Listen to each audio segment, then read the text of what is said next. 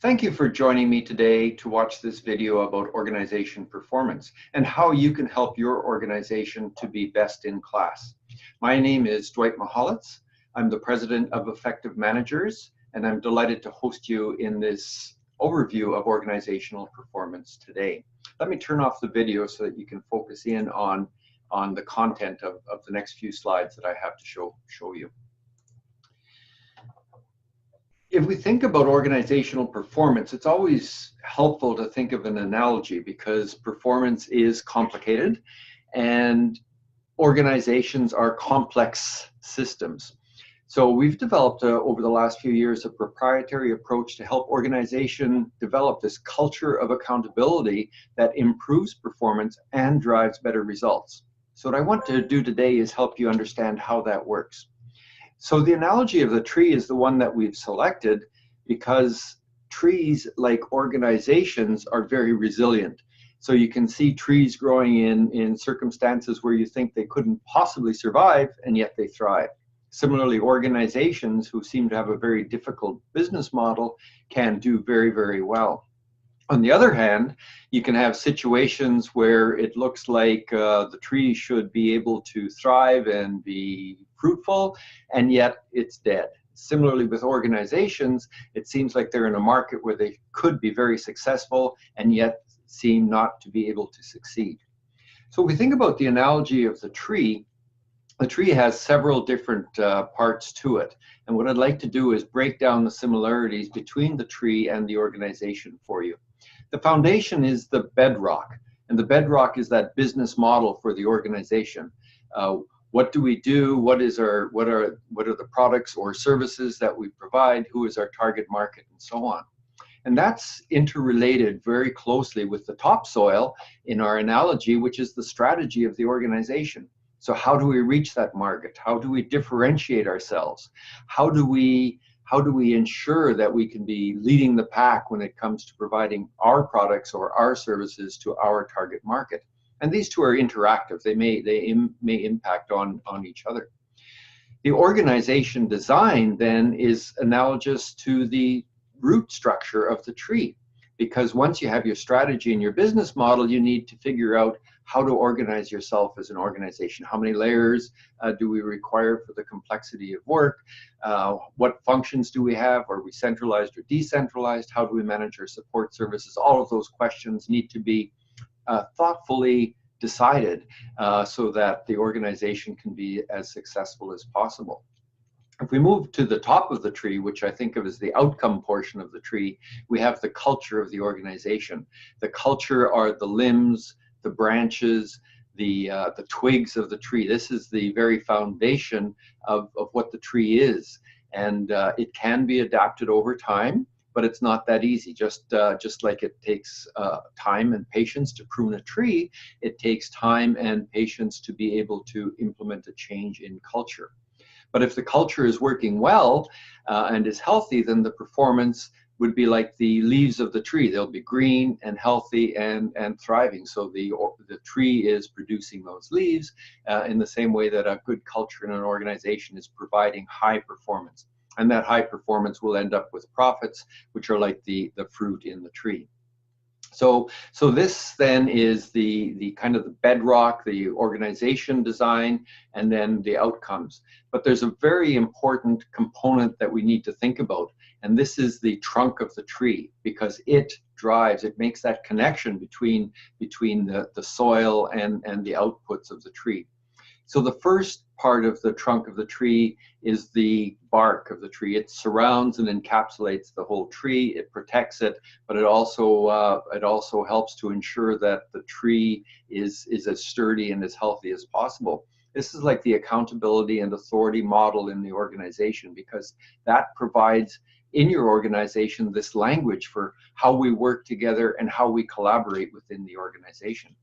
The trunk of the tree, the wood, is like the managerial leadership. This is the strength of the organization. It's our managers doing their managerial leadership work. They know their roles. They know what they have to do in terms of providing output. They know how to manage and lead their teams, and they know how to ensure that each team is being as productive as possible. And then the core of the tree, the very heart of the tree, is the managerial capability. Are we ensuring that the managers that are being put into positions have the capability to manage in terms of problem-solving capability, in terms of having the skills and knowledge to do it, and in terms of valuing the work of management enough to really apply themselves to do it well. So that's the overall model. And if we think about it, it's really three different components. One component is the structural elements.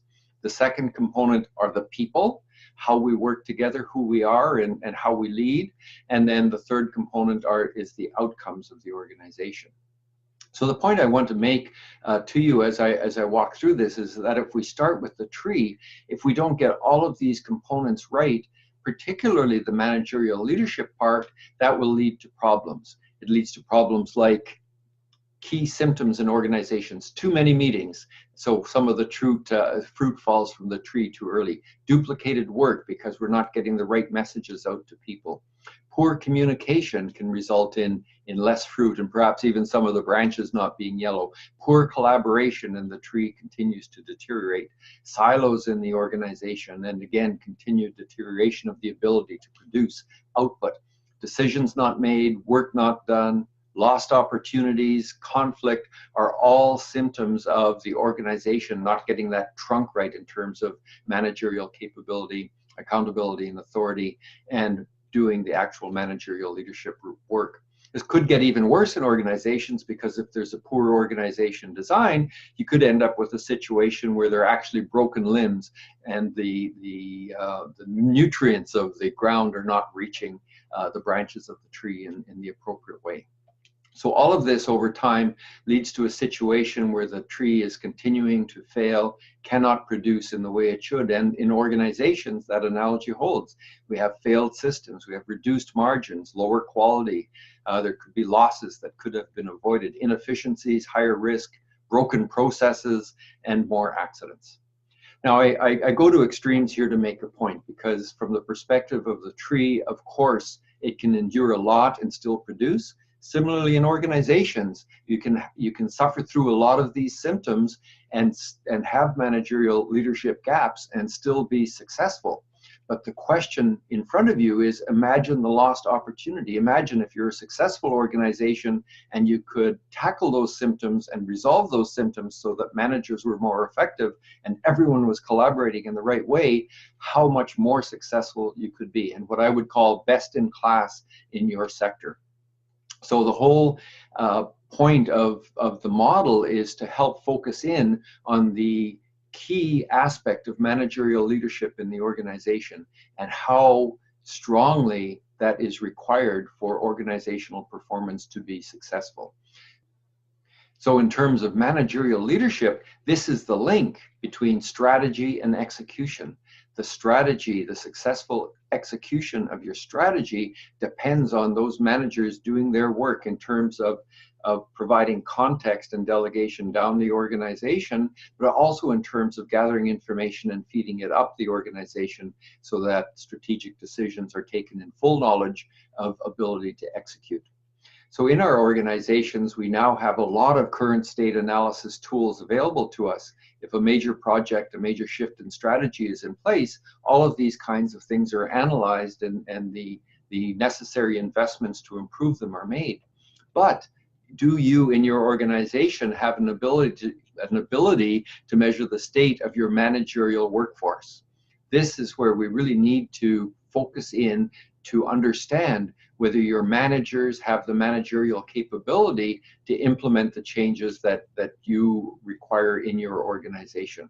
We've developed the Effective Managers Manager Effectiveness Assessment, which can give you, after a 20-minute survey being completed by each of your managers, key information in terms of how clear they are about their accountability, whether they perceive role conflict, whether they are conflicted in the actual duties that they have to perform, the relationships that they have with others in terms of flow of work across the organization, organizational learning, support systems, support for them, and so on. So all of this can give you an idea of where you have opportunities for improving your organization so that your managerial leadership can do the work that it needs to do.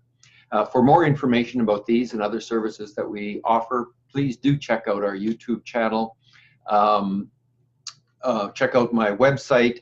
You can register there for the monthly e-news. Feel free to connect me with me on LinkedIn or follow me on Instagram. And if you have a question from the website, I have a link to my email address. Please do reach out. I would love to hear from you. Thanks very much.